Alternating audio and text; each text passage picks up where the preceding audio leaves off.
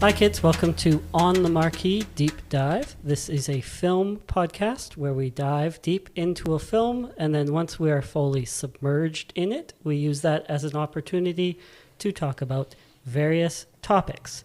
So today we are talking about All the President's Men, and we will get to what we are talking about for the topic in a minute here. But first, I will introduce my panel that I have to help me talk about it.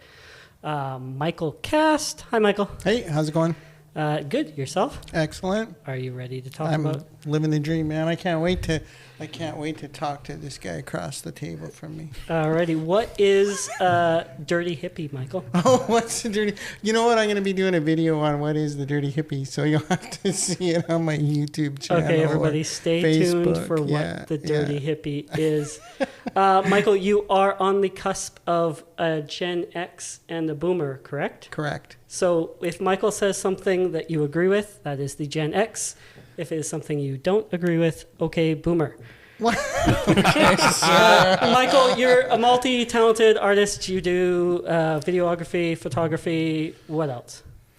That's kind of it. Yeah, I paint a little, I dabble, but mostly photography. That's my first love. True or false? Renaissance Man, the film, is based on your life. Sure. Okay. All right. So I don't know if I've seen it. I've No, never seen it. Well, you don't really look like Danny DeVito, but I feel like Danny DeVito sometimes when I have to exercise. all right. And then we have Andrew Vogel. Hello. Andrew, would you consider yourself an amateur photographer? Yeah, budding photographer. What's the difference between amateur and professional? The gear. Yeah, it's all about the money. The money, It's yeah. the money. Yeah. Money, yeah. Andrew is our resident Gen Z, we have decided. Doesn't matter when you were born, we decided that. All right, then. Andrew, true or false, the film Stuart Little is based on your life. Oh, I acted in that, actually. Yeah. As Simon Birch as well? Correct. Okay. And then lastly, we have on the panel our expert for today, Neil Godbout. Neil, what makes you an expert when we're talking about All the President's Men? I've been a journalist for 37 years. So I'm the editor of the Prince George Citizen, and I've been doing this a long time. So we're talking about All the President's Men because Neil requested it. Neil, why did you want to talk about All the President's Men? Well, you wanted to do Citizen Kane, Yes. and I wanted to go, I think, in a little bit of a different direction with Citizen Kane than we were going with All the President's Men. Yeah, and I think you wanted to talk about kind of newsrooms and journalists, and I said, well, then let's go to arguably the greatest movie ever made about a newsroom, and that's All the President's Men. I think, in retrospect, All the President's Men is a better choice if that's the topic we're talking about. So let's go through a little bit of background history that we don't really get in the film before we get to the film.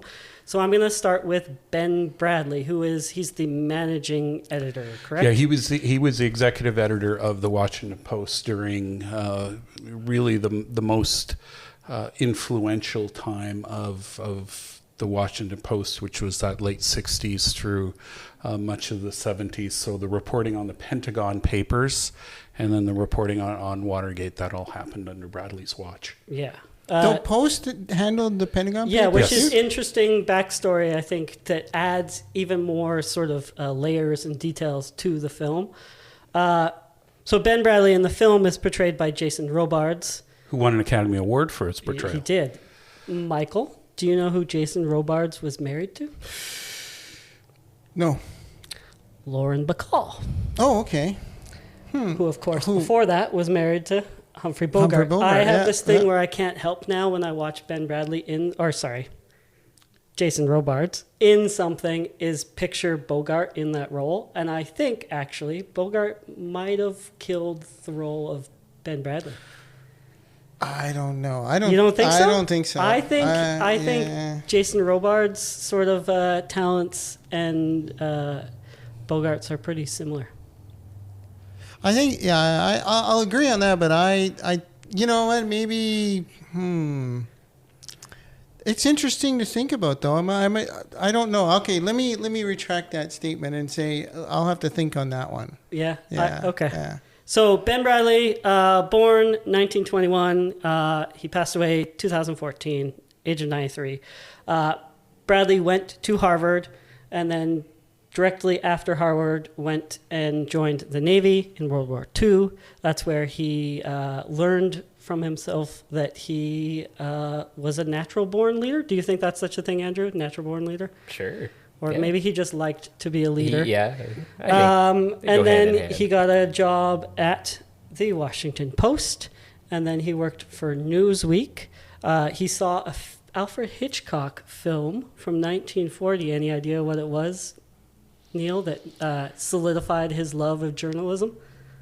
No, I don't have that one on the tip of my tongue. Foreign Correspondent. Oh, there we go. Okay. So I was going to be funny and say His Girl Friday. So Bradley had to become a foreign correspondent, which he did, and then he came back stateside, and he just happened to have a neighbor who was a United States senator. Anybody know who that was? Where? California? No, not Okay. California. It's what state is that? I'm not good with the states. It was JFK. Oh, okay. So Massachusetts. So Yeah. Kennedy was his The neighbor. junior senator from Massachusetts. Yes. Kennedy also went to Harvard. Was 2 years before Bradley. And Kennedy also served in the Navy in World War II. They became fast friends. And when Kennedy ran for president in 1960, Ben Bradley was on the campaign trail right along with him as a friend and as a journalist for Newsweek, which I'm bringing up because there he is running against Nixon, and there is Nixon's introduction to Ben Bradley as Kennedy's friend, also the reporter.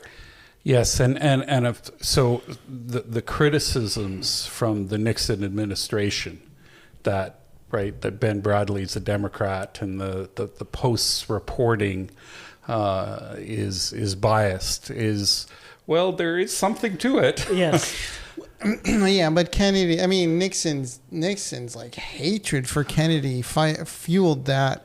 I think it was jealousy, though. I think Nixon was jealous of Kennedy because if we're talking about Nixon, after the loss, right, then Nixon goes and he runs for governor of California. He loses that, yeah. And then he says that he's done with politics until there's no longer a Kennedy in his way anymore is when he returns. Yeah, yeah.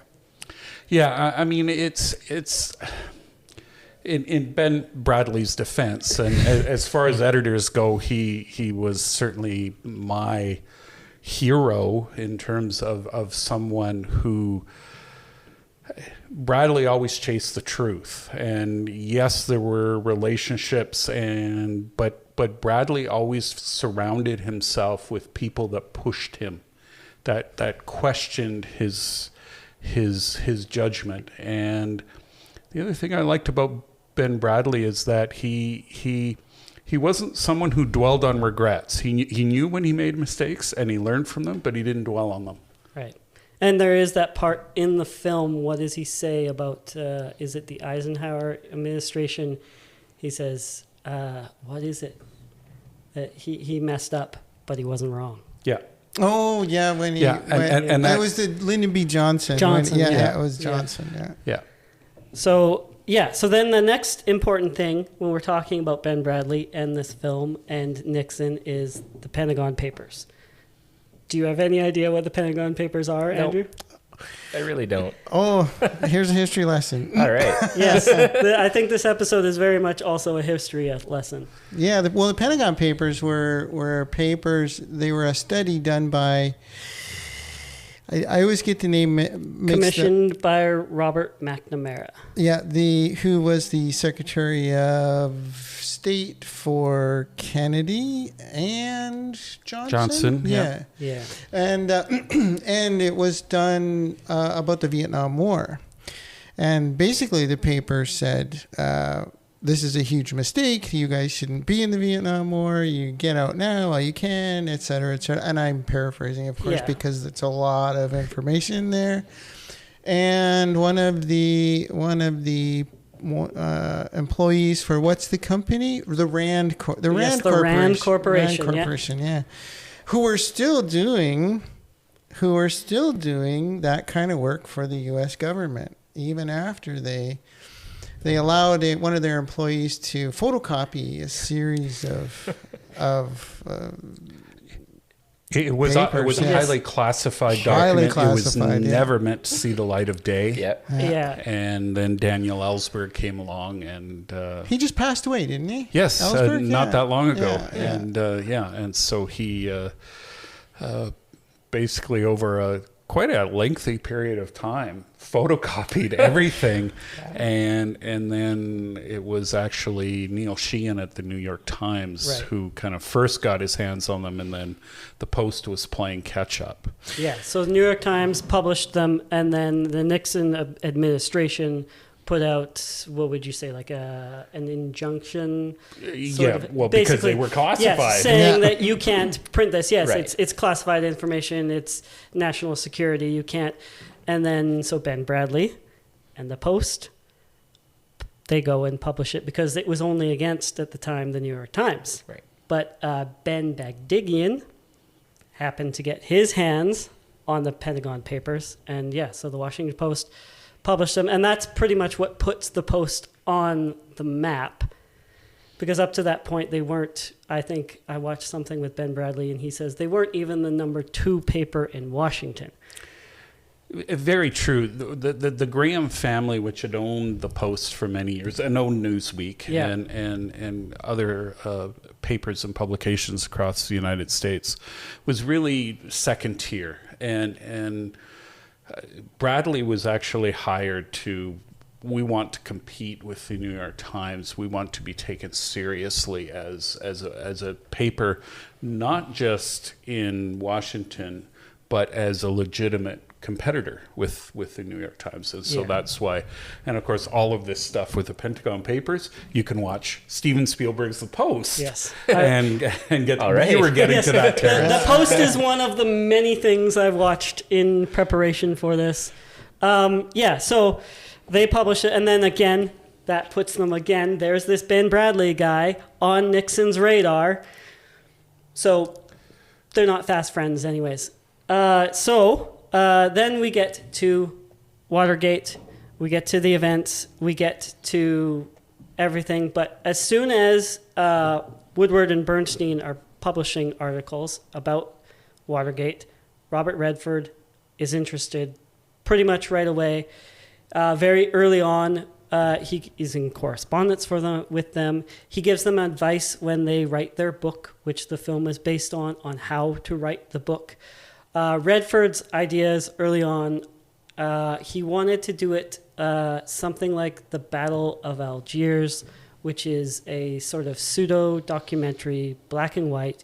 He didn't want big names. He wanted you to get lost in the story, make it feel as real as possible, of course, which we know mostly didn't happen because a studio has to finance that. And in the 70s, no studio is going to want to make a black and white film. And the studio wants a star. They want Redford. So, of course, if you have Redford, you need another name. So then comes Dustin Hoffman, so they switch the credits, right? They share them between the posters and the trailers and everything. But I think we could argue that Dustin Hoffman at this point was a bigger star. Because Hoffman is just coming off his 3rd Academy Award nomination for Best Actor. The film he did before this is also about a real-life person. Any idea who he played, Michael? No. Lenny is the film. Oh, Lenny Bruce. It was Lenny Bruce. Was it? I'll have to check that out. And Redford is very much in his... So the 70s, we're talking about like political thrillers. Redford is very much in his political thriller era. He's trying to prove that he's not just a pretty face. I don't know when that started. When? But the film that he makes before this is 3 Days of the Condor, which is very similar in sort of paranoia. And then we get our director, Robert J. Pagula. This is considered his third in his paranoia trilogy. He had done Clute and the Parallax View, so this very much aligns with those. Don't ask me any more hard questions. Don't ask you any more hard questions. That's what you're here for, to embarrass. So then we get William Goldman comes in. Once we have the book published. By the way, let's just go through. I wrote some timeline of events, of how everything is condensed. So this film was released April 4th, 1976. The book by Woodrow and Bernstein is released the 15th of June, 1974.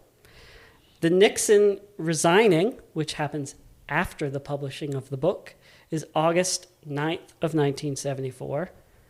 The Watergate break-in is June of 72, so there's only 2 years between the break-in and the book coming out. The Pentagon Papers happened in June of 71, so just the June before Watergate. And then, that's about it. So William Goldman comes in. There's arguments about when he was brought in because I think Robert Redford says that he kind of put himself in the position of writing the screenplay. Nobody asked him to, which I call into question because prior to this film, William Goldman had written Butch Cassidy and the Sundance Kid with Robert Redford and Marathon Man with Dustin Hoffman. Anyways, so William Goldman comes in. He writes the screenplay. Do you know what else William Goldman has written, Michael? No. So up to that point, that's what he's written. One of his novels he does the screenplay for, that is The Princess Bride. Oh, really? Yeah, Rob Reiner. And then he works with Reiner again, adapting a Stephen King novel, that is Misery. And then he does 2 more Stephen Kings, Hearts in Atlantis, and one that was filmed here. Dreamcatcher. Horrible film. Yes, very much so. William Goldman writes the screenplay, but I'm going to veer off here for a little bit. When they're writing the screenplay, Carl Bernstein is dating Nora Ephron. So Nora Ephron comes from a family of writers, screenwriters. Her father wrote a play that became a film titled Take Her, She's Mine, which is based on their life, their family. In the film, Jimmy Stewart plays her dad, and Sandra Dee is the proxy for Nora Ephron. Do you have any idea who Nora Ephron is, Andrew? No. Okay, Nora Ephron would later go on to write romantic comedies. She wrote When Harry Met Sally and Sleepless in Seattle. And You've Got Mail. The last 2 both have Tom Hanks, who played Ben Bradley in in the Post. How incestuous all this is. So even more so, it ties together. So Nora Ephron graduates, and then she becomes an intern for Kennedy. And then she applies for a job to be a journalist at Newsweek. Newsweek at the time does not hire female journalists. So she's part of a class action lawsuit against Newsweek. And then she becomes a writer for the New York Post. She is the one who breaks the story that Bob Dylan has married Sarah Lowndes in a secret ceremony. But anyways, then Boy, when you say deep dive, Yeah. you mean we're going. So then she's in a relationship with Carl Bernstein. Bernstein and Nora Ephron write their own version of the screenplay, present it to Goldman, present it to Hoffman, present it to everybody, and pretty much everybody shrugs it off because they make Bernstein pretty much James Bond. He's the ladies' man. But there is one scene from their screenplay that makes it into the film. That's the scene where Hoffman tricks the secretary and he sneaks into Ned Beatty's office.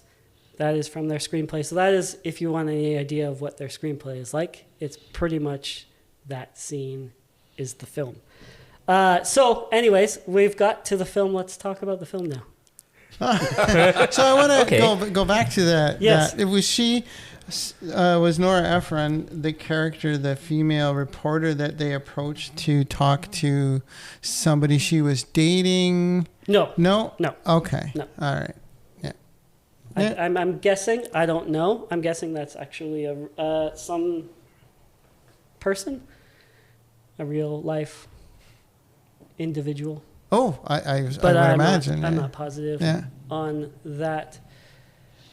So, Neil,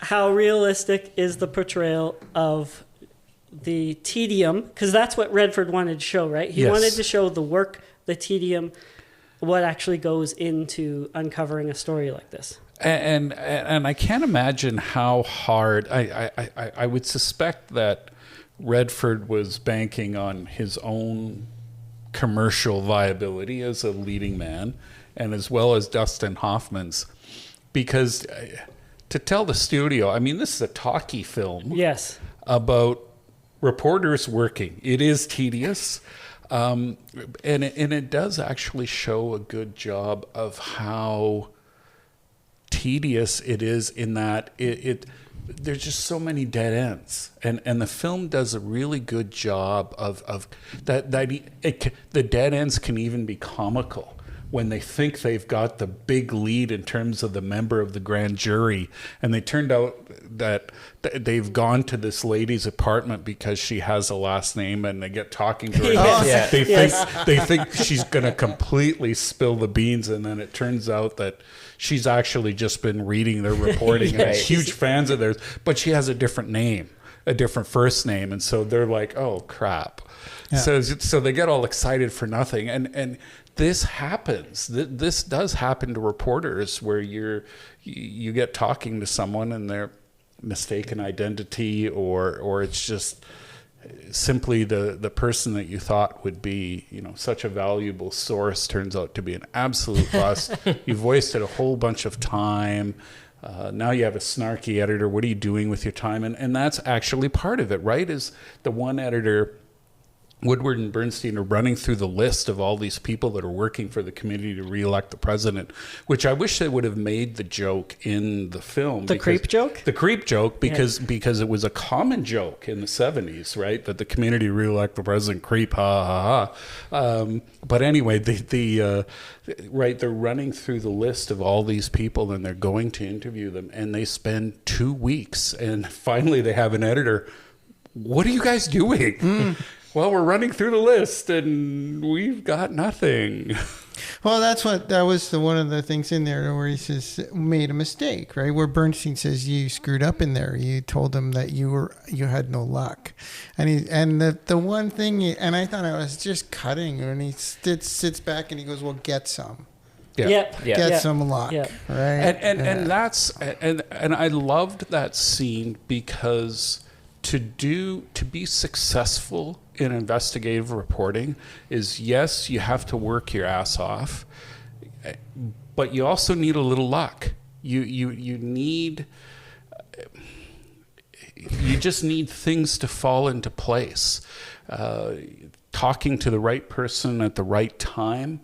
I would say this whole thing was luck, in terms of that you had the right two individuals in Woodward and Bernstein. Woodward is a better reporter. Bernstein is a better writer, and of course there's that early scene where Woodward gets pretty bent out of shape that Bernstein is rewriting his copy, except that he's making it better. He is making it better. I don't mind what you did; it's how you did it. Exactly. Yeah. So just tell me, right? And again, that is a newsroom dynamic. Is it? It absolutely is. So as an editor, right, or what if somebody went in and, I mean, nowadays there's no copy laying around really for somebody to take a look at. But often it's these days in modern newsrooms, there's often kind of a network that everyone has access to. And so, I mean, there is a way to kind of go in. You peek at your and peek at what other reporters are doing, and so I mean, it depends on the newsroom, but I mean, I actually have a real example of this. I mean, when Gordon Hoekstra was with the Citizen and he did his reporting on the logging truckers, and that reporting won the Michener Award, which is Canada's highest honor. It's awarded by the Governor General every year.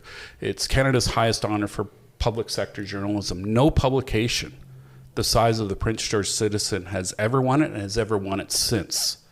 And that year, the Citizen beat the Globe and Mail, the Toronto Star, CBC, and it covers all media, so TV, radio, and print. Holy shit! And so that's a big deal. That's a big deal.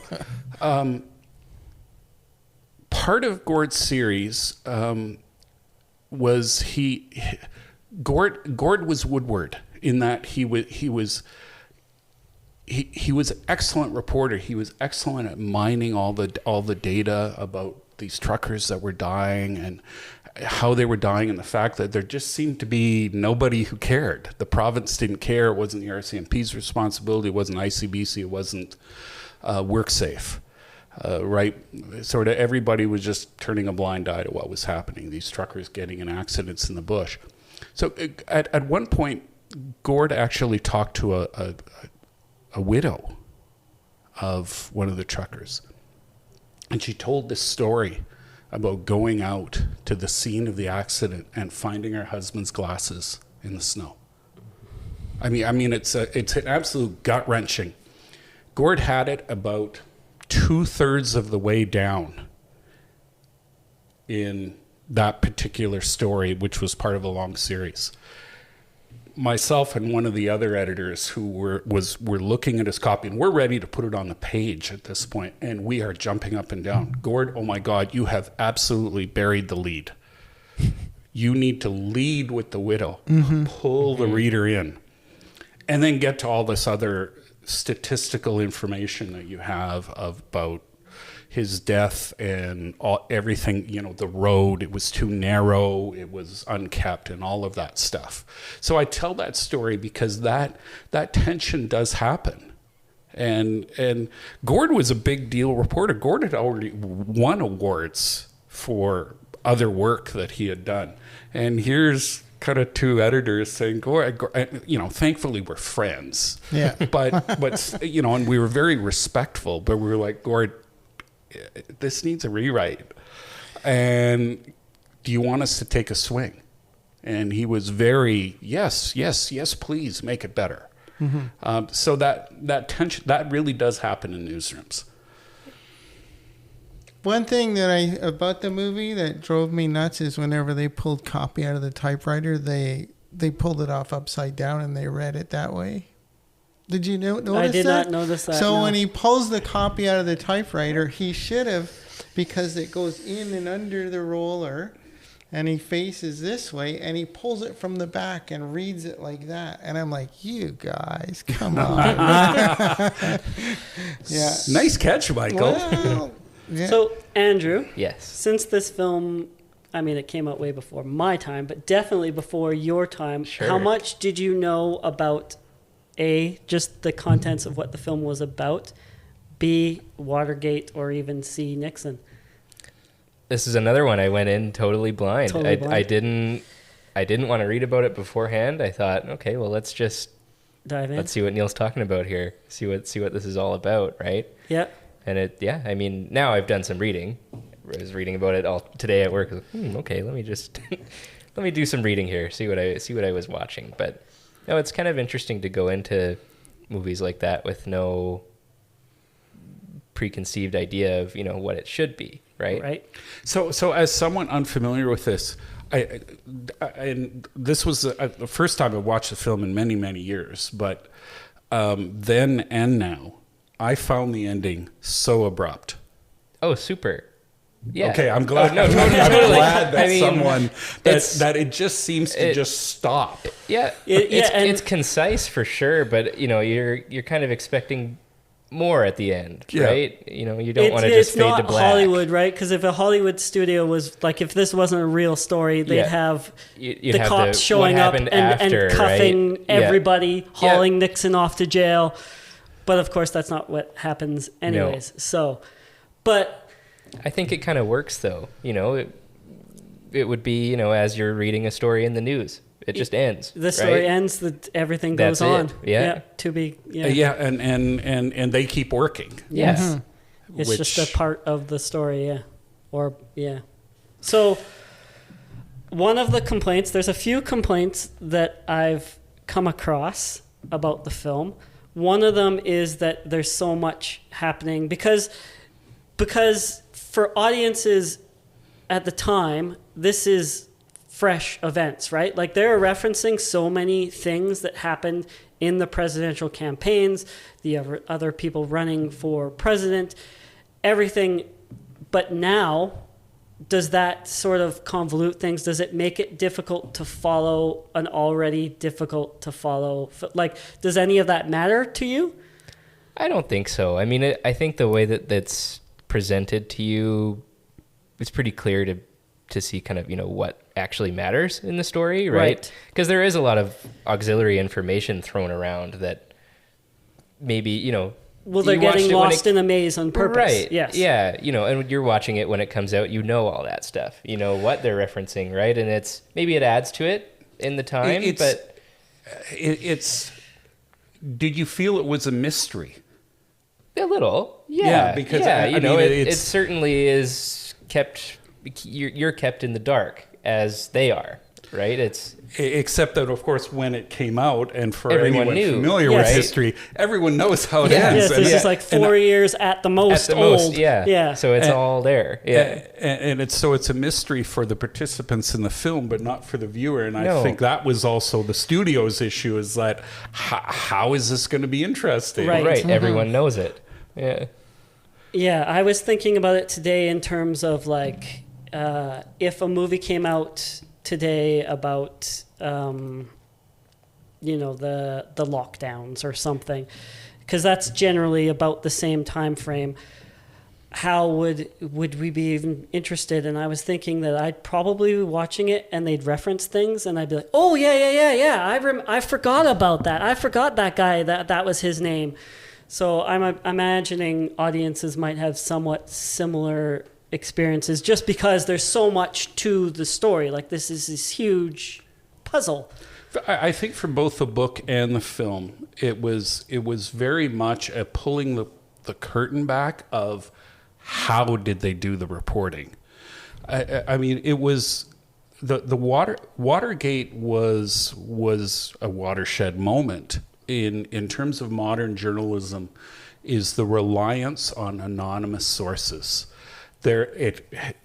Certainly there was already a tradition of that, but to do it in that much detail about something so sensitive, and it's all the Pentagon Papers, they had documents to wave around. Right.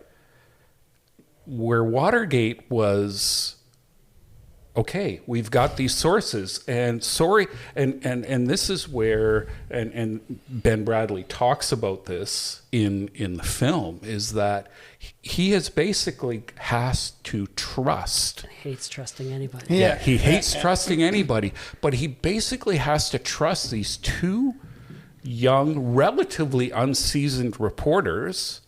They're not on the national desk.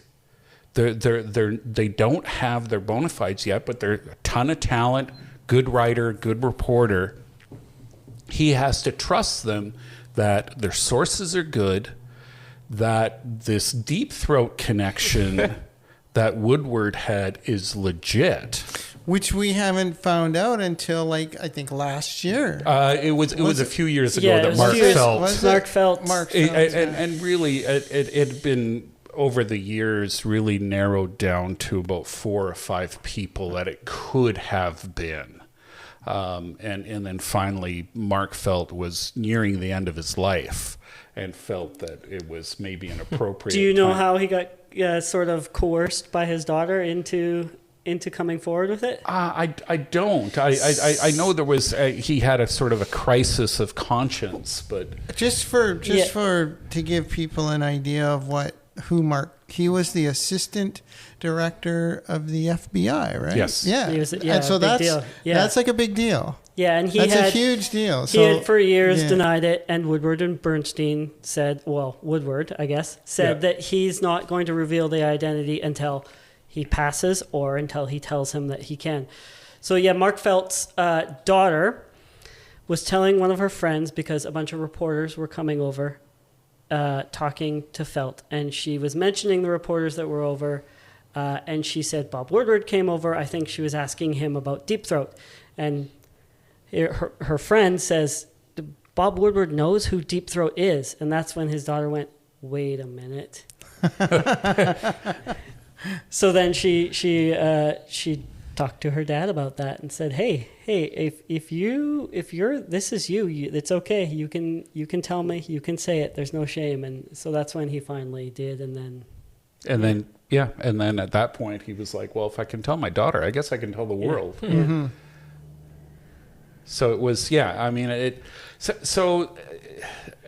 that trust, so that really was a watershed moment in terms of the heavy reliance on anonymous sources. And of course, again, this is part of the faithfulness of the movie, right? You can't just have one source. If you're going to go with anonymous sources, you need multiple sources, preferably people who not necessarily even know each other.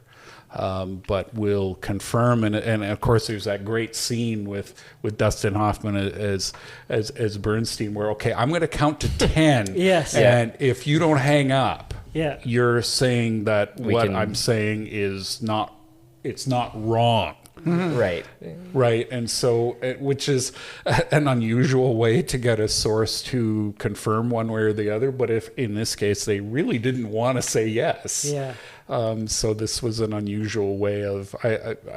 I've certainly never experienced something like that, but at the same time, having sources who are very nervous because they do have access to sensitive information.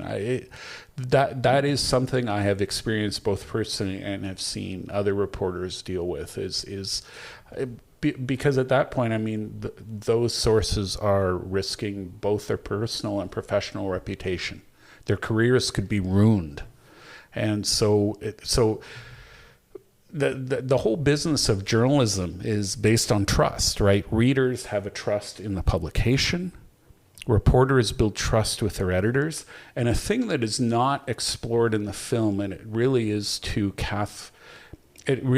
sad part of it, is that at any time, Catherine Graham could have shut that whole thing down. Yeah. She's the publisher. Her job is to publish, and again, that's explored a little bit more in the post, the film. But by that point, Catherine Graham was an absolute anomaly in the 70s in terms of, I mean, she was a female publisher. It was a man's world. Yeah. You just look at the editors around the table in that one scene in there. It's just like, I'm like, wow, there's just a bunch of old white guys sitting around the table. Exactly. Man. And the thing is Catherine Graham had become publisher because her husband committed suicide. So, and it was her family's business, but her dad gave it to her husband, and she had no problem with it because she was more of what would you say, meek person, not a domineering personality, but not self-assured. But a spine of steel. Mm-hmm. And I mean, one of those, what ifs history is that if her husband had been alive, would the Post have published the Pentagon Papers, and would they have let Bernstein and Woodward go as far as they did with Watergate? Especially since for so long they're just putting stuff, they don't even know what they're following. They're just following something. And so that there was a trust there. Now, of course, by that point, Bradley has earned his trust with Catherine Graham, with Kay Graham, that, okay, I followed you on the Pentagon Papers. You have your trust in, and from what I understand, they even had cast someone that had a couple scenes with Catherine Graham. Catherine Graham begged them not to make her a part in the film, and I think they did have somebody in mind, and then finally they said, okay, yeah, fine. Let's just keep it about the newsroom. Yeah. But I mean, that is the part that's missing in terms of keeping it completely faithful, is as a publication, if you are going to stick your neck out that far, the publisher is signing off. That it's not strictly the editor's call. She's only mentioned once or twice. There's the line about her tit. The tits in a ringer Tits thing. in a ringer. Print it, take out the tit. This is a family newspaper. It's a family newspaper. Yeah. Mitchell was a piece of work, though. Yes. The Attorney General, or the former Attorney, he was the Attorney General for Nixon's first thing as president. What is it called? First term. And they had a different Attorney General for his second term. But John Mitchell was. There are so many. I want to ask you, Neil. So I'm watching this and I'm like. So there's good cop, bad cop, obviously Bernstein, Woodward, right? Woodward seems to be the nice guy. Okay, we're not going to bother. Bernstein, he kind of gives up a little too quick, if you ask me. But there's this scene where he says, "Oh, what we'll do? Here's what we'll do. This is what we'll do. We'll go Porter, right? And we'll say, oh no, we know Porter, and we'll try and get." So is that really? Or initials. Just use initials. There are tricks. There's one very early on where the scene with the White House librarian. Oh yeah, I love that, and that comes back later. That is a classic reporter trick that I learned in first year journalism. When you're doing an interview with a source that may be, if not hostile, but not exactly forthcoming with information, how to put them on their back foot? Silence. Let them just keep talking. And that whole scene is reporter 101. Is right. He asks the question and then stops talking. So she just keeps talking.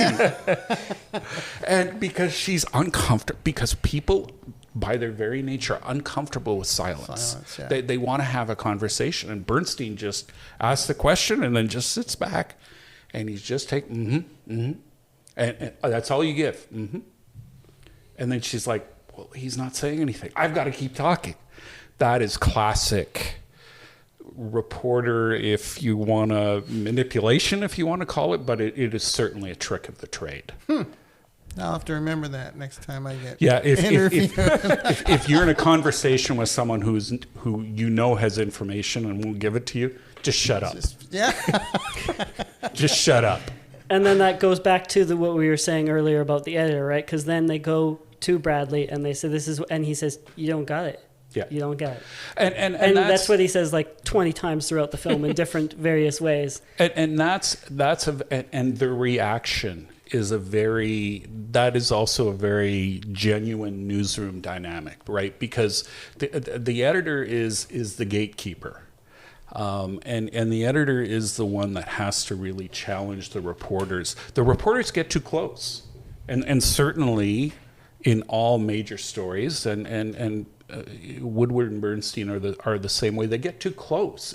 It's too complicated. There are too many things going on, and it is the editor's job to, okay, you guys think you got it. But you don't got it. Right. And kind of rein them in. To rein them in, but to challenge them to be better. Right. To be more thorough. And so, right. So in Bernstein's world, well, I got it because the White House librarian changed her story over the course of a 2-minute phone call. Right. Well, no. I don't even know him. Yeah. Exactly. Well, no, it's fishy, but it's just more smoke. It's not actual fire. Right. Yeah, so what else you got there, Neil? The one thing, and of course that came out in the All the President's Men Revisited, the documentary that Redford made much. Well, what was it? 2016. 2017. I think it was the 40th anniversary. So it would have been 2016, 17. Right. Yeah. The whole and of course the one thing that the film has left with pop culture is the phrase "follow the money." Except that was never, it's not in the book. No. And it was never a line that Woodward and Bernstein ever used. But William Goldman, how do you succinctly have Deep Throat tell Woodward what to do? Follow the money. Right. And it's since become this catchphrase. And from a reporting standpoint, follow the money, that's actually a really, very trite but straightforward phrase to help reporters focus. Prince George example, we're at the parkade. The parkade. Right? It's follow the money. And you end up getting some really good stories. Who knew what and when did they know it? Right? And so I mean, obviously on a much different scale, but kind of same kind of thing. The one thing I really liked was, again, that scene, the whole thing where they're talking about, forget about the myth of the White House. These guys aren't very smart. And that is at I guess the core of a lot of certainly the reporting that I've either done myself or been part of, is that often these things kind of have so the whole, I'll use the example Breaking Bad, right? The whole criminal mastermind thing, it's an illusion. It's a myth. Right.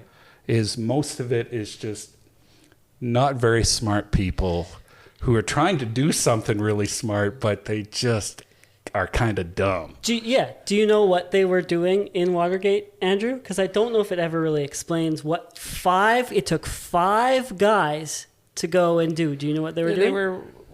Were they running wiretaps? They were replacing the batteries. Oh, in their taps. Yeah, because they only lasted for so long, so they had to continually break in and replace the batteries. Why, so 5 5 of them? guys, 5 guys, and they got caught because the security guard noticed earlier in the day. I don't think it shows both times. He noticed the tape on the doorknob. Yeah. Thought, must be construction workers.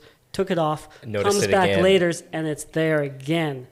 The security guard, by the way, is played by the real life security guard. Oh. But so it's, no vast criminal conspiracy. It's 5 idiots changing batteries. It was a vast criminal conspiracy. It's a third-rate burglary, Michael. But here's a question. It was a vast cover-up then. Sure, vast cover-up for sure. Here's something I want to pose. So we're talking about the 70s. There's all of these political thrillers, these conspiracy films in the mid-70s. Chris Carter is born, I think, 54, 55, creator of the X-Files.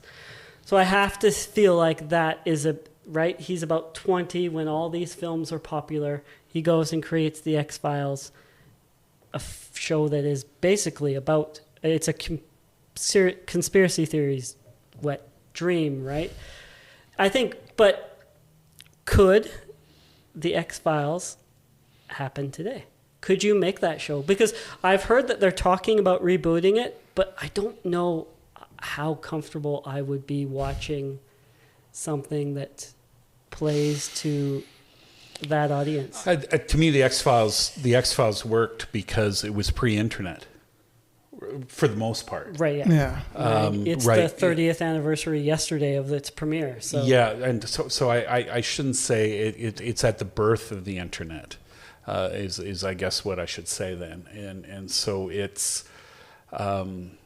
it was timely just because it kind of showed up at just that time, and I'm just not sure you could put that lightning in a bottle again.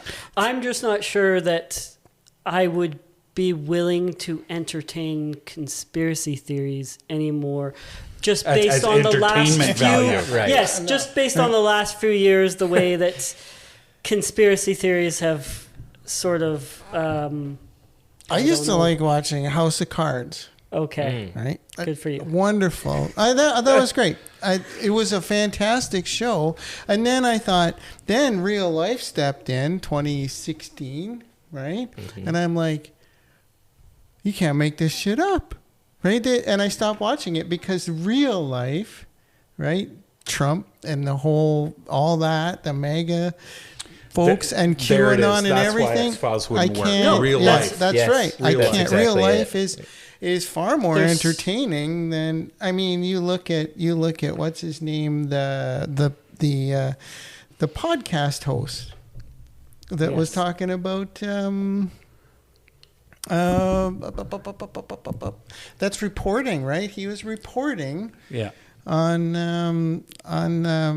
the shooting, just calling it a false flag and Sandy Hook, yeah. Sandy Hook. And what was his name again? See, now he's not even Alex Jones. Alex Jones. Yes, right. Yeah, so that's why I feel like, if you did something like the X-Files today, you're just feeding guys like Alex Did you like? Jones. I liked the X-Files in the beginning for the first couple of years, The and then first it got five really up to, like, it got too weird. the Cops episode and stuff. Yeah, I watched X-Files every Sunday night. And same with me, the Blacklist. I love the Blacklist, but then it got to a point where it was like, this is just repetitive, right? Just tell her who the fuck Andrew, you are, right? One thing I want to ask you, and I'll ask these two guys as well, but is so I became a journalist because of a movie. 10 years later, I saw The Killing Fields. Oh, wow. Which is, yes, it's about Cambodia and the genocide there, but the first half or 2/3, and it's about Diff Prawn, but the first half or 2/3 of that film is a journalism story of Sidney Schonberg. He's in Cambodia.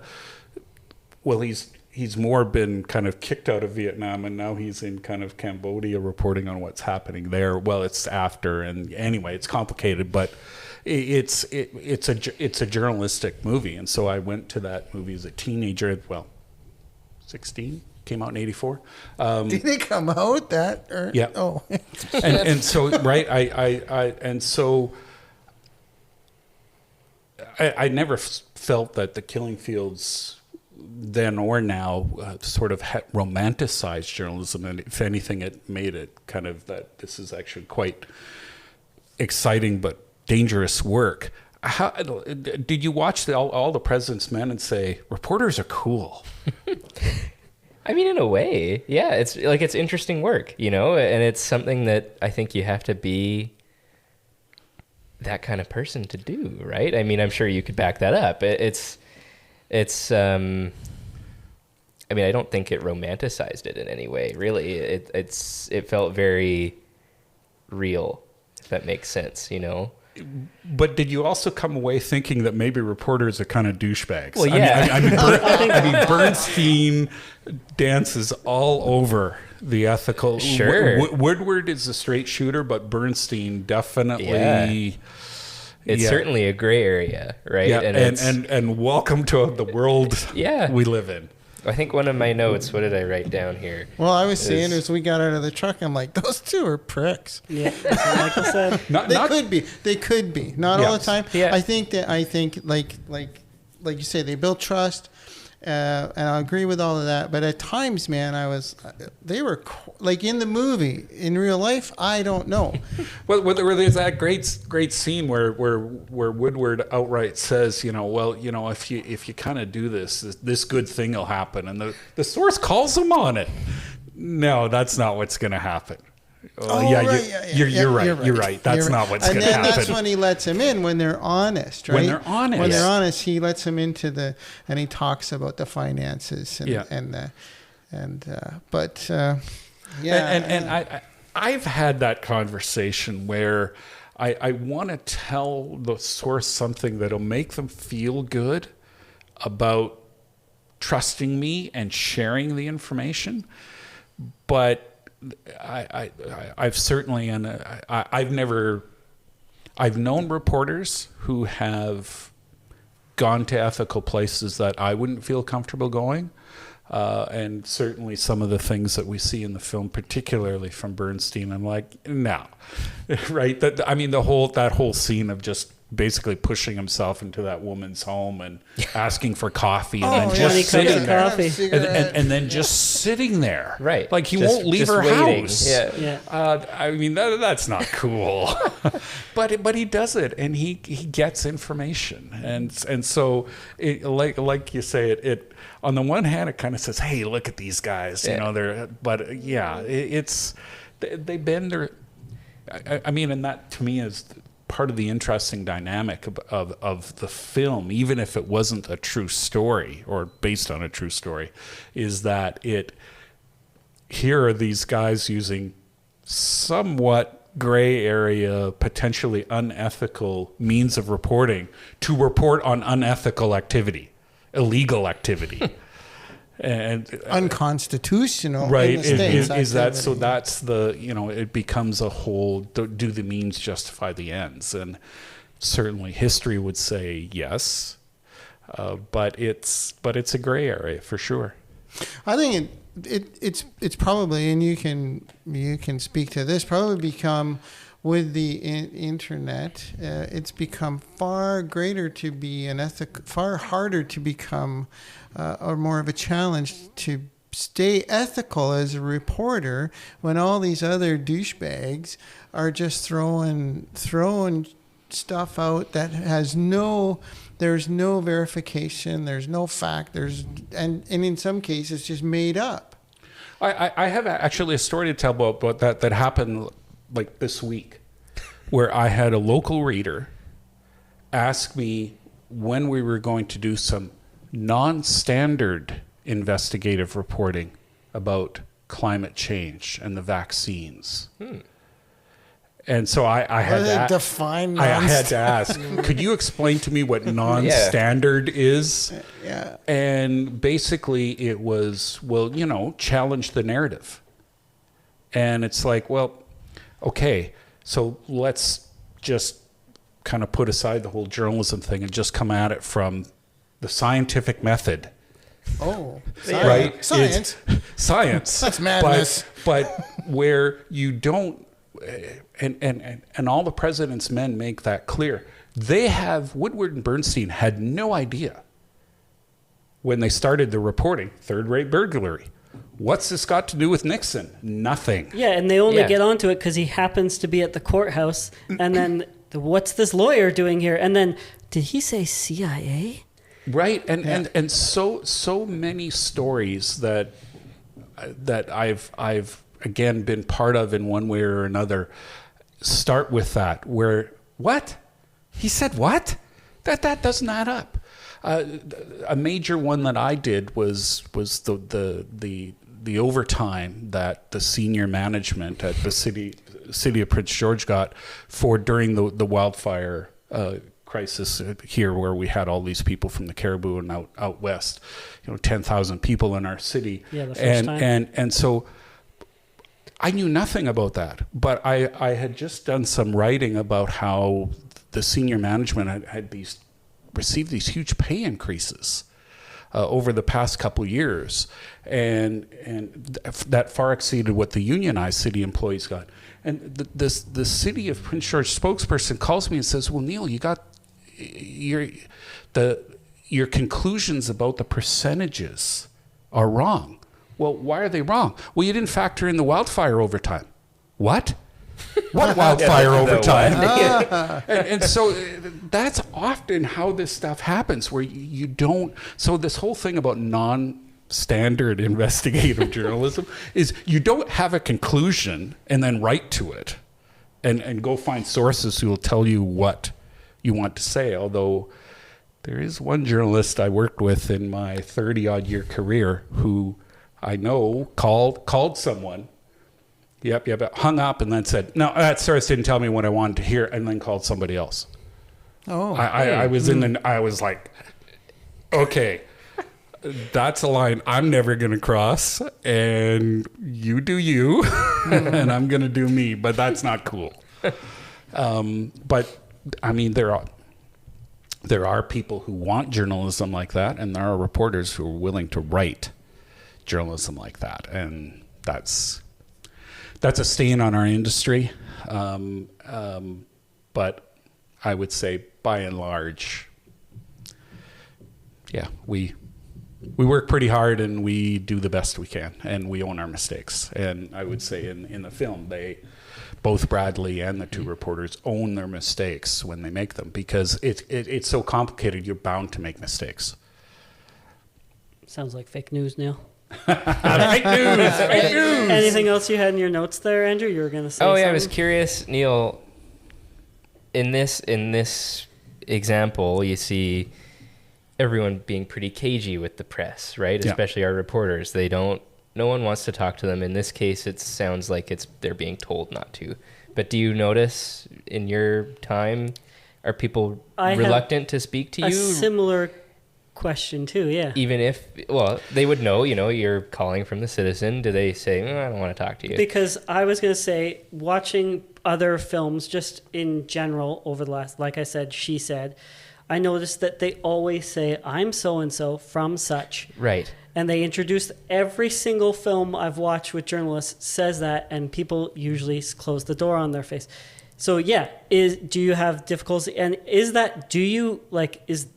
guess the ethical way you have to introduce yourself? Oh, absolutely. That is the one thing that, it is completely beyond the pale to interview a source and not let them know you're a journalist, and not identify both yourself and the journalism, the news outlet that you work for. Right.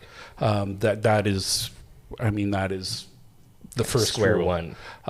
So the constant, hi, I'm Bob Woodward from the Washington Post, I'm Carl Bernstein. That is standard industry practice. You just don't go there. The one thing that you do get, even people who might be intimidated to talk to the media, is, and Bernstein does it several times during the film, hi, I wonder if you could help me, is you're passive. Right.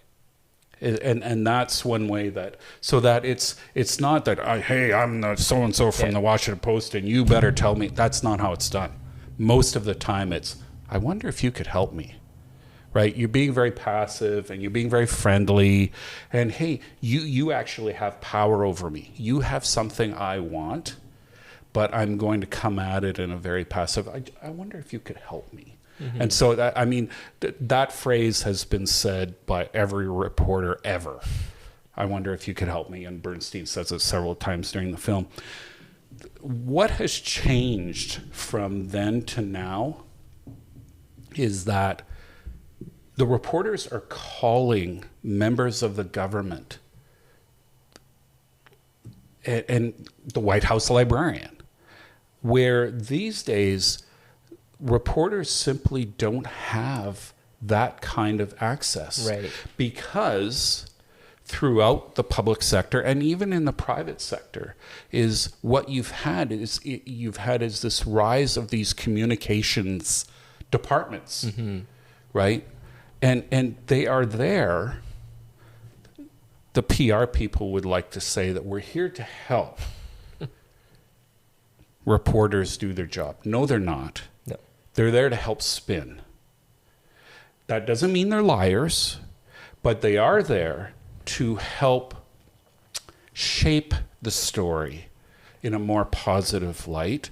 And they're also there to help to make sure, because if you have direct access, the White House librarian will say things that right. will, right, is we don't want you talking to the people directly because you're going to use your reporter tricks to get them to say things that maybe they shouldn't. That maybe they shouldn't. Or in the case of the White House librarian, she doesn't actually kind of do anything wrong. No. But she helps kind of confirm to Bernstein that, well, he's on the right track. Yeah.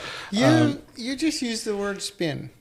Yes. I read something, I think on LinkedIn or It was a post by a communications director. Professional. I've seen the post. Did you see that post? I did see the post. That just blew me away. She was pissed. Like, Exactly. how dare you call me? And I'm glad that you said, no, we're not calling them liars. You're putting a spin on it. You're putting a positive spin on it. And so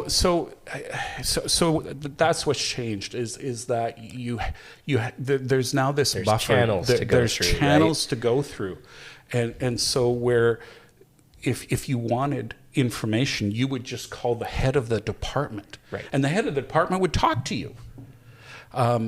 That has completely gone away. It's gone away not just at the local, provincial, federal government level. It has gone to get, if you're calling the local university, the local college, the local health authority, on and on and on. If you're calling Canfor or a major company, as a journalist, you are dealing with the communications professional. You're not actually speaking to the person who does the job. Right. And so I would say the public has suffered for it. Because frankly, it is the job of these individuals. Again, it is spin. They're going to try and put the best face on it. And frankly, journalists have to use, whether it's anonymous sources, getting their hands on documents, leaks, other types of information to work their way around these individuals to get stories about bad behavior in the public or private sector. Right. Well, and in the film, it's so easy for them to even get in touch with the White House. What's the number for the White House? And that was actually the number for the White House. Right. Yes. Yeah, the White The House switchboard. 456. Yeah, Really? that's the White that House is the main switchboard. 456, whatever it was, and I'm it's like, very that's simple, really right? odd. 456. To start with, Where now the White House, right? Hi, I'm Carl Bernstein from the Washington Post. Now the White House librarian would say, "Why are you talking to me? How'd you get my phone number? How'd you get my phone number? You need to be talking." Now, of course, there is a press secretary at the White House that is there, but again, that person is a spin person. Right. That was a in third-rate burglary. Right. that was in the infancy of, right. That has since become, frankly, institutionalized, and I would say, with all due respect to the people in the communications, many of them who are former journalists and people I consider highly ethical and friends, but right, they have a job to do. I would say in many ways they are the communications journalistic equivalent of defense lawyers, right? It is their job to paint their client in the best possible light at all times. Right. As sad as that sounds. Anybody have anything else? You mentioned the Academy Award for Yes. Jason Robards. So this film was nominated for 9 Academy Awards. It won 4 of them. There was 2 other acting nominations. Anybody have any idea what they were? Well, I would imagine one or both of the leads were nominated.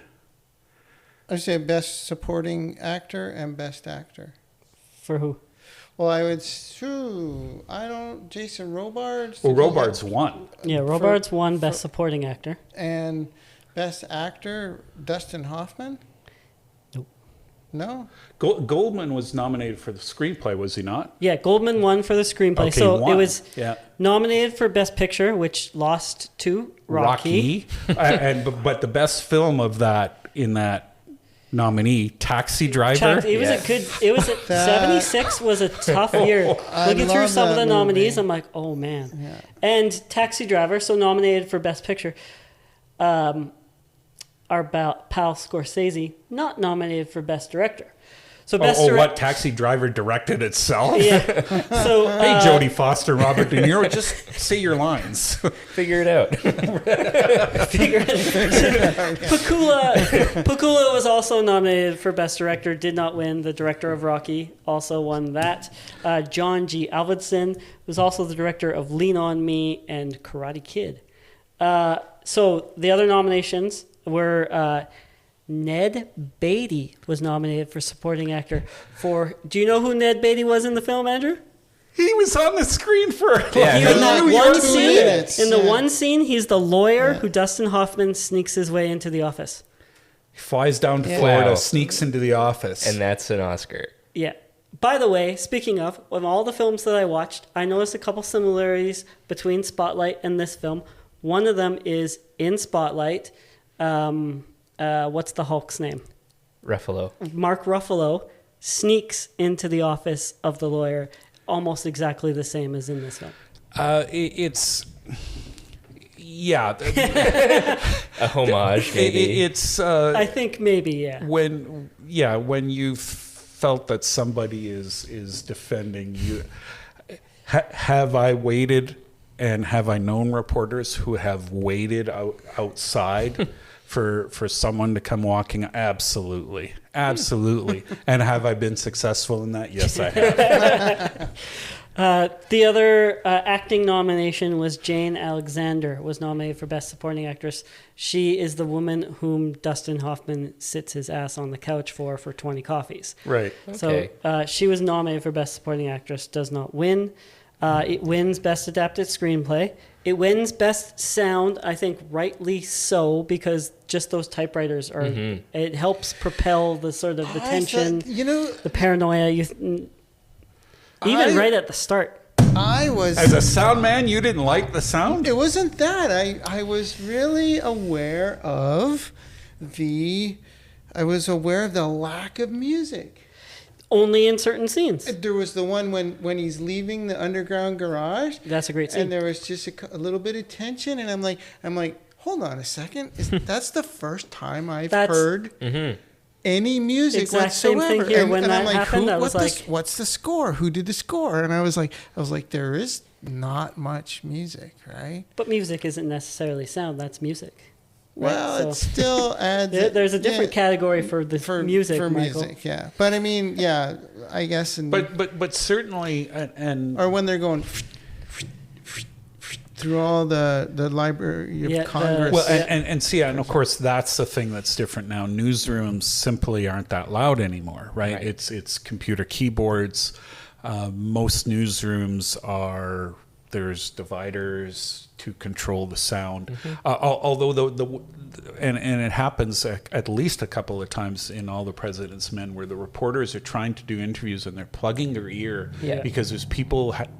That has happened in every newsroom I've ever worked in. There's that great shot where we're pushing in as he's leaning in. Us, the audience, are leaning in on Redford when he's on that conversation on the phone, and we've got the nominee celebration in the background. Yeah, Yes. 4 more years. Yeah, and we've got at some point there's the split Doppler shot.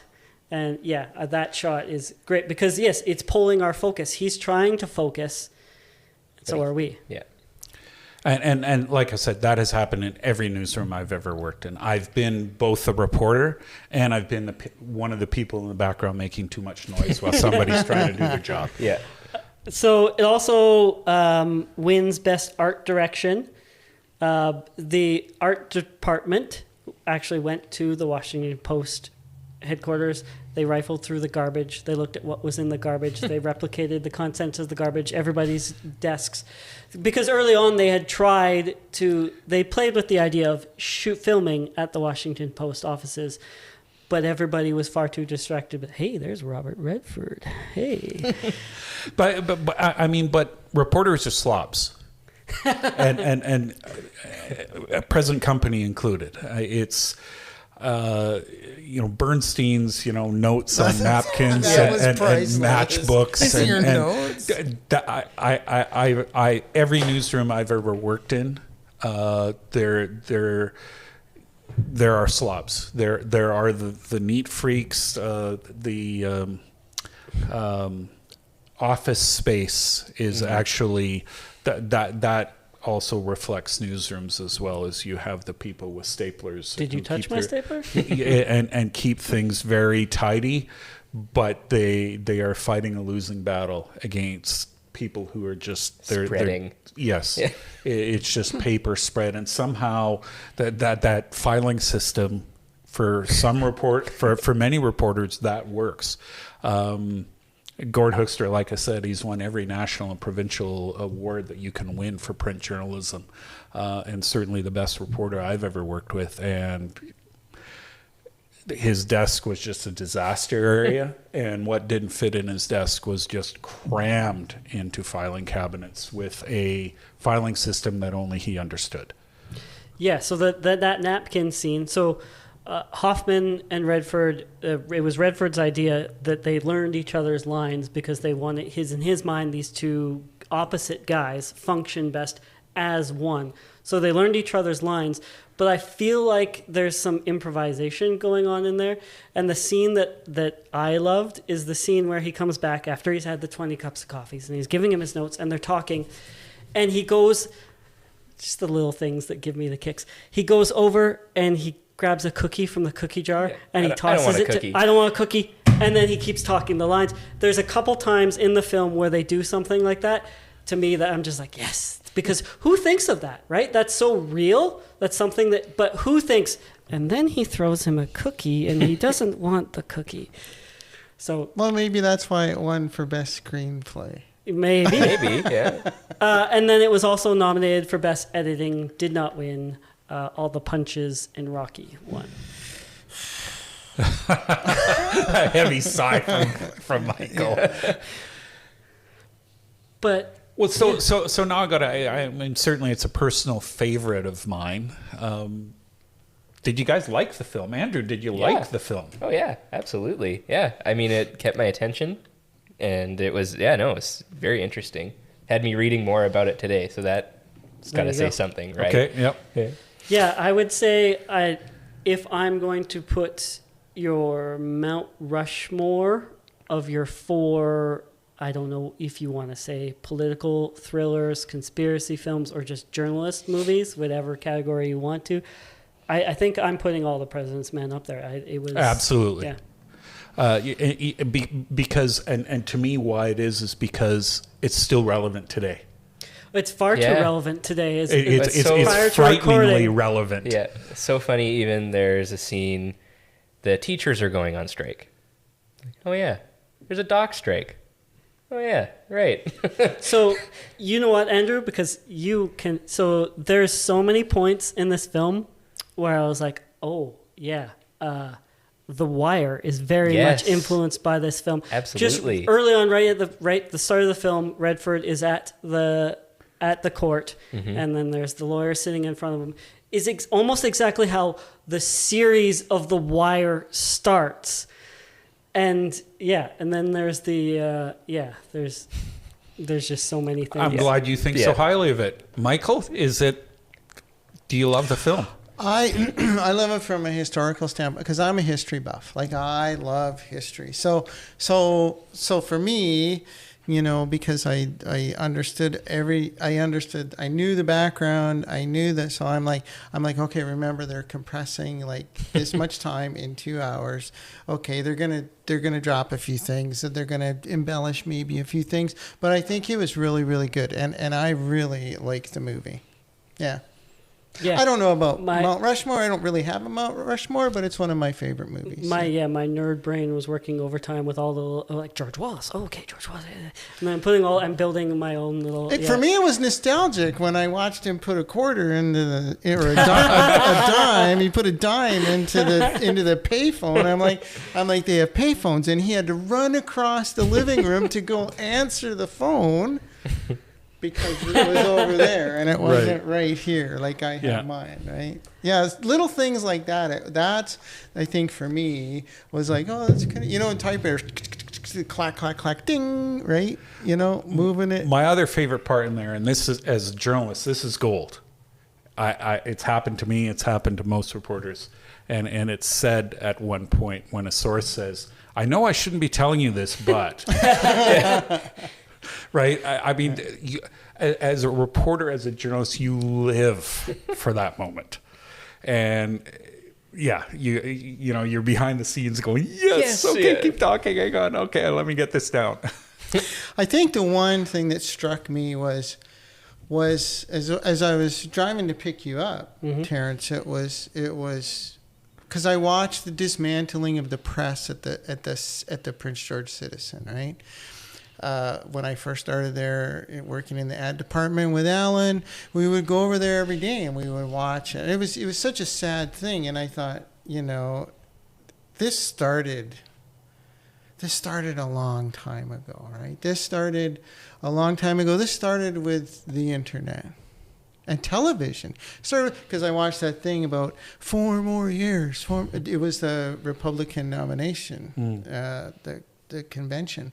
And I thought, first it was radio and TV, the internet, because that researcher, she comes up, she goes, I didn't find anything, but I found this. And I'm like, she had to go through all of that stuff without Google. That is a position in newsrooms that used to be a critical position, the newsroom librarian. Mm-hmm. Yeah, even in Spotlight, I watched it the other night, and I was like, oh, I bet this doesn't exist anymore, where she's going through their own old records to find any of the stories that they have published. Right. And that's where, I mean, that's what I like about both Spotlight and The Post and All the President's Men is there is a sleuth aspect to it. And I think that's why these films work is because I think it's easy to get people excited about sleuth movies, and which is at the end of the day what All the President's Men is it's a sleuth movie, but it's going through those records and the false leads and the dead leads and the surprises. I mean, that's standard kind of sleuth fare, and that's really at the end of the day when you're pursuing those stories, you don't know. You might be wasting your time, and of course, it's not an interesting movie if nothing happens. Nothing happens, and it's and sadly, a lot of stories you pursue, it just dies. It's just that's as far as you can get, and even if you have an inclination that there's more, you can only report what you got. Yeah, I have to say, so Woodward and Bernstein also published another book, The Final Days, about the final days of Nixon and what was going on inside the White House. That became a film. I watched that film also, and if you put those two things together, you'd be like, okay, yeah, nope. Even though they both come from source materials from the same guys, that one just seemed like, I kept looking, like, this was a TV movie, right? This was a TV movie, because just the quality across the board on everything, it just was nowhere near the same. Last thing I think I want to say. So watch movies sometimes and you'll see people say like, Chicago was really like a character in that film. And I've never related to that. Be like, oh, maybe for people from Chicago, they recognize that. Be like, yeah, Chicago in that film, whatever it is a character. This film is the first time I felt like that. And I was like, Nixon is a real presence in this film. And he's not even in it. Did anybody else feel like he's such a big part of this and he's not a part of it at all?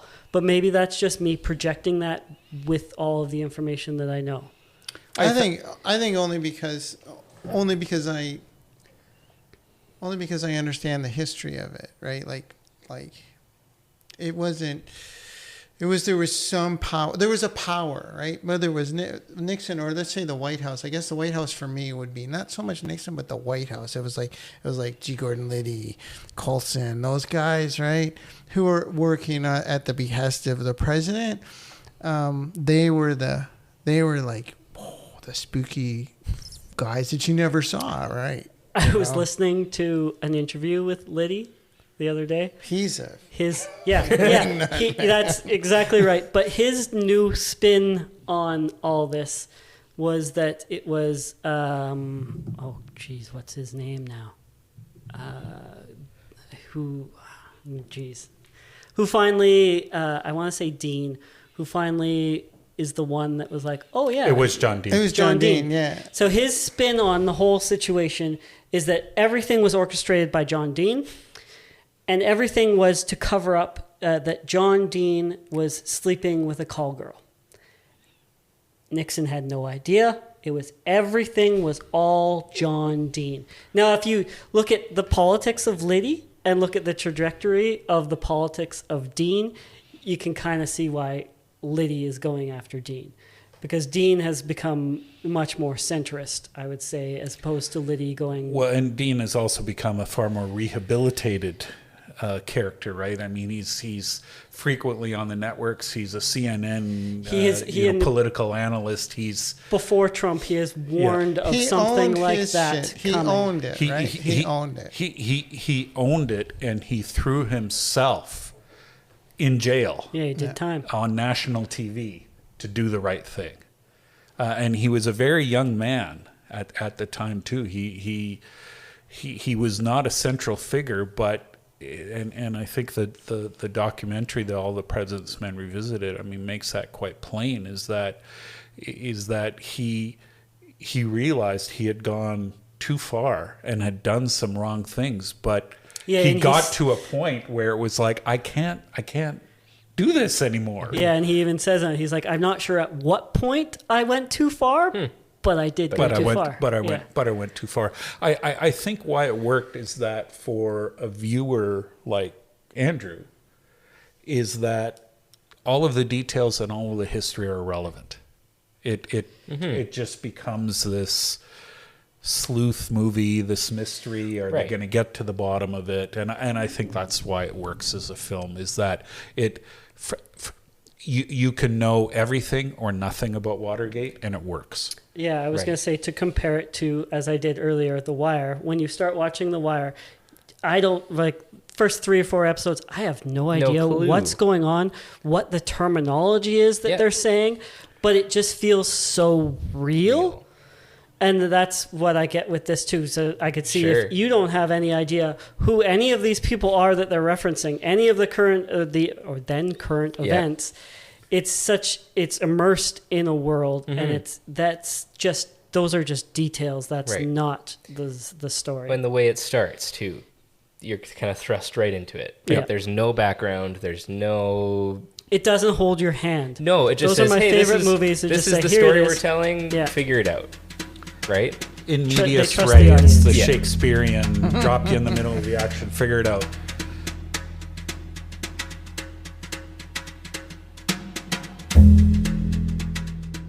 All right, this podcast was recorded in the Arts North podcast studio in Studio 2880 in Prince George, British Columbia. I'd like to thank my co-panelists today, Michael Cast, Andrew Vogel, and Neil Godbout.